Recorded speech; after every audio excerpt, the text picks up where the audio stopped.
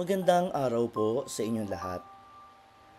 Kamakailan ay naging malaking usap-usapan sa larangan ng relihiyon sa Pilipinas ang madiing pagtanggi ng Arsobispo ng Cebu na i-endorso o i-recommend sa mga tao ang pagbili, pagmamayari, paggamit at pagdarasal sa tinatawag na Santo Niño Hubad.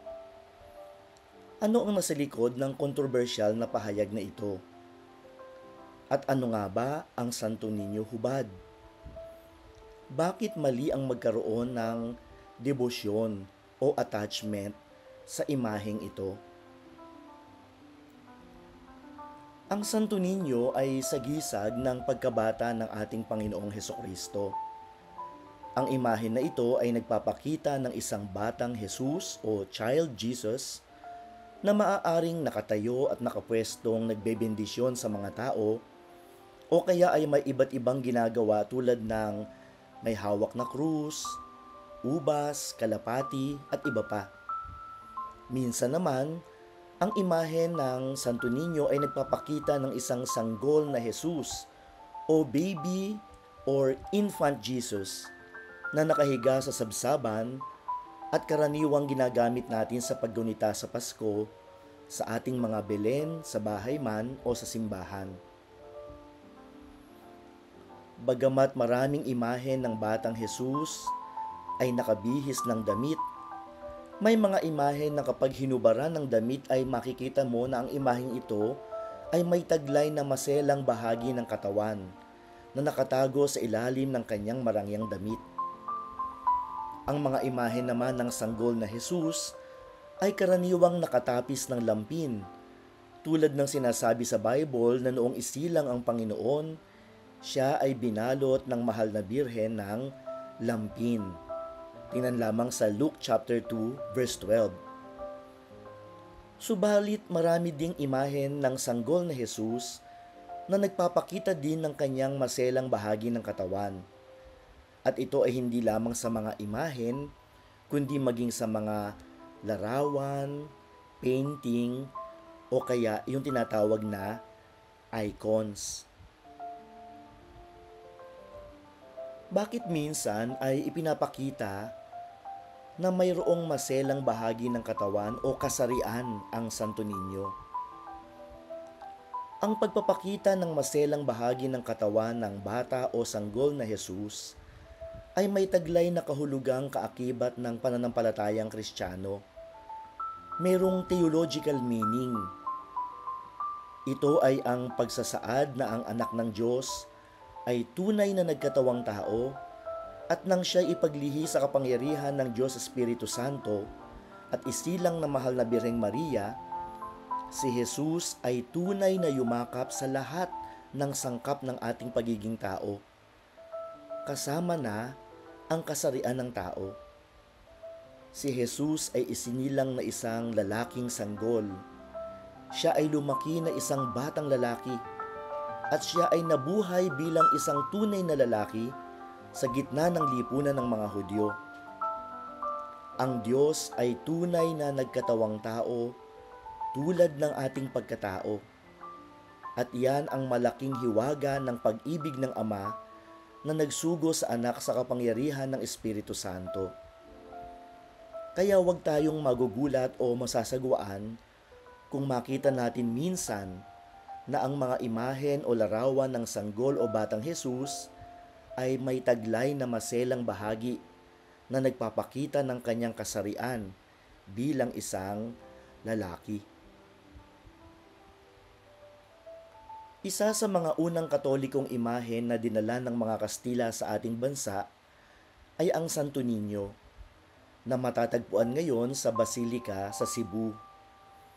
Kumalat ang pamimintuho sa Santo Niño sa iba't ibang lugar kung kaya merong tinatawag na Santo Niño de Cebu, Santo Niño de Tondo, Santo Niño de Pandacan, Santo Niño de Calibo, Santo Niño de Arevalo at Santo Niño de Romblon.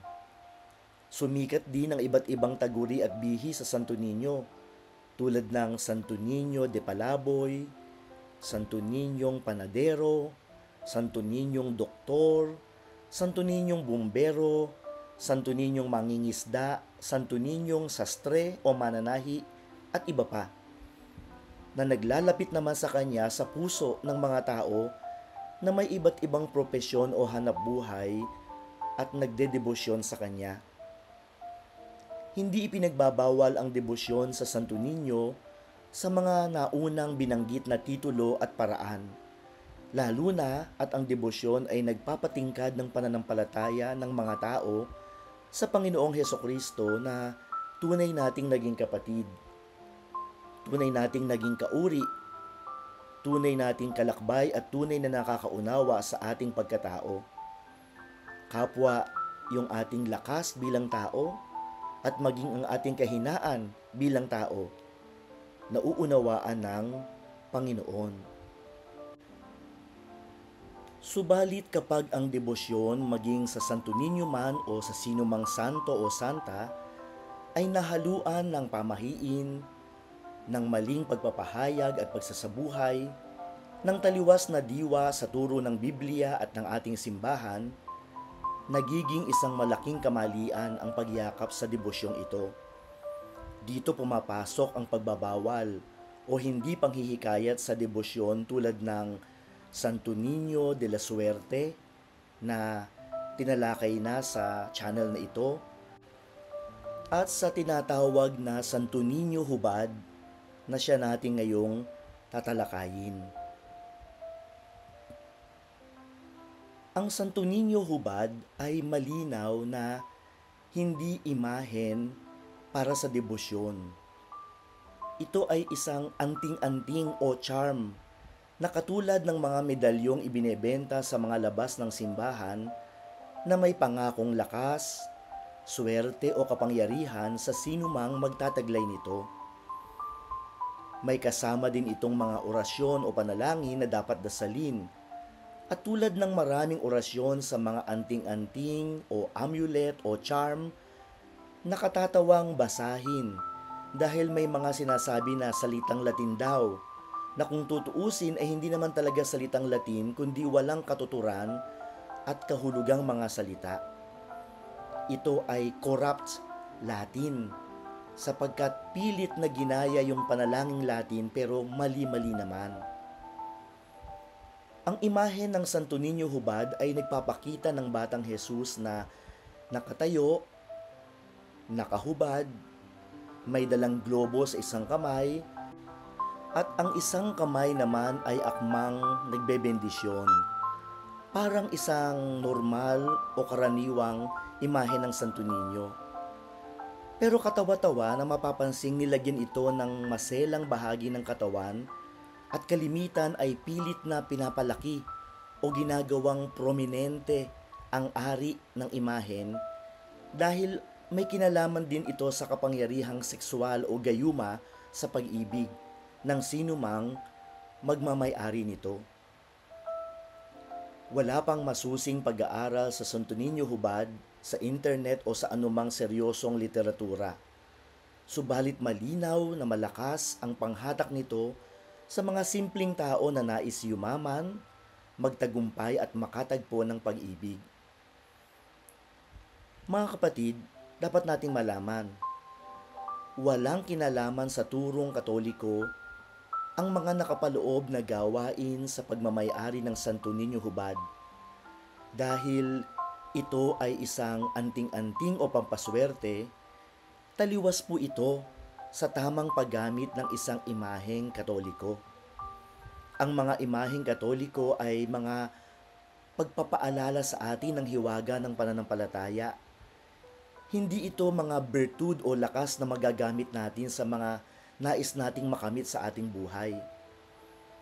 Sa Biblia, iba ang kahulugan ng tunay na mapalad kung ihahambing sa ating pangunawa ng swerte na ipinapangako ng anting-anting na Santo Niño Hubad. Tingnan lamang sa Biblia sa Matthew chapter 5, 1-12. Doon makikita natin ang tunay na kahulugan ng mapalad. At tulad ng ibang anting-anting, Ang talagang ninanais ng gumagamit nito ay gamitin ang anting-anting upang makuha ang kanyang kagustuhan. Pero ang mga imaheng Katoliko sa ating mga altar at mga simbahan ay naglalayon na ituon natin ang ating isip hindi sa ating kalooban kundi sa kalooban ng Diyos.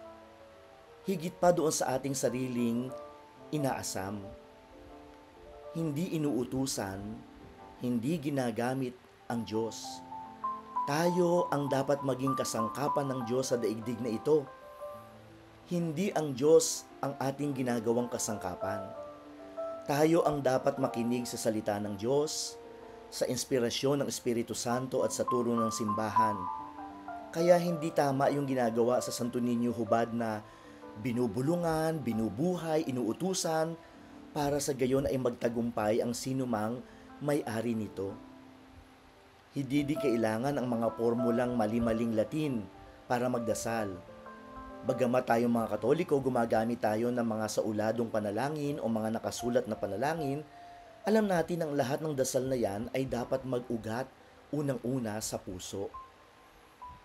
Ang pagkahilig na ilang tao ngayon, dahil hindi naman marami, hindi naman lahat ng Katoliko ang gumagamit ng anting-anting na Santo Niño Hubad, ay dapat natapatan ng masusing pagpapaliwanag, ng maayos na paggabay at pagtuturo, at ng banayad na pagtutuwid. Marami sa mga gumagamit nito siguro naman ay hindi talagang naisumuway sa turo ng simbahan, kundi tunay na naghahanap lang ng biyaya ng Diyos at hindi lamang nagabayan ng tama.